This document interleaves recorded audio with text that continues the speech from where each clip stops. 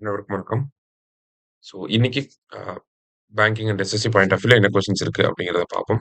First one, Dadasaheb Phalke award is being awarded since which year அப்படின்னு சொல்லி கேட்டிருக்காங்க.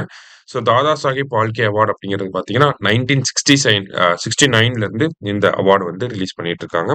So ரீசெண்டா யாருக்கு குடுத்திருக்காங்க அப்படின்னு சொல்லி பார்த்தீங்கன்னா, மோகன்லாலுக்கு வந்து குடுத்திருக்காங்க. சரியா? அடுத்தது, which Indian state became the first to set up an urban policy commission with a 25-year roadmap for sustainable urbanization அப்படின்னு சொல்லி கேட்டிருக்காங்க.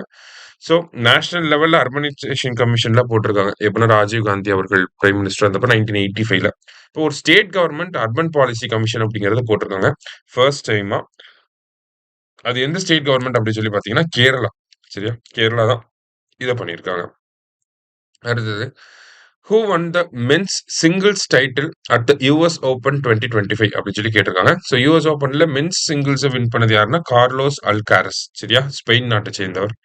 அடுத்தது, consider the following statements regarding project Vijayak அப்படின்னு சொல்லி கேட்டிருக்காங்க. It is an initiative of the Border Roads Organisation. So project Vijayak வந்து யார் பண்றாங்கன்னா பிஆர்ஓ பார்டர் ரோட்ஸ் ஆர்கனைசேஷன் தான் வந்து பண்றாங்க.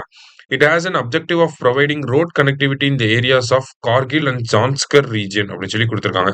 ஸோ கார்கில் ரீஜன்லயும், ஜான்ஸ்கர் ரீஜன்லயும் வந்து ரோட் கனெக்டிவிட்டிக்காக கொண்டு வரப்பட்ட ப்ராஜெக்ட் தான் ப்ராஜெக்ட் விஜயக். அ யார் இத பண்றாங்க அப்படின்னா, பார்டர் ரோட்ஸ் ஆர்கனைசேஷன் தான் இத பண்றாங்க. ஸோ கரெக்ட் ஸ்டேட்மெண்ட் அப்படின்னு சொல்லி பார்த்தீங்கன்னா, போத் ஆர் கரெக்ட் ஸ்டேட்மெண்ட்ஸ்.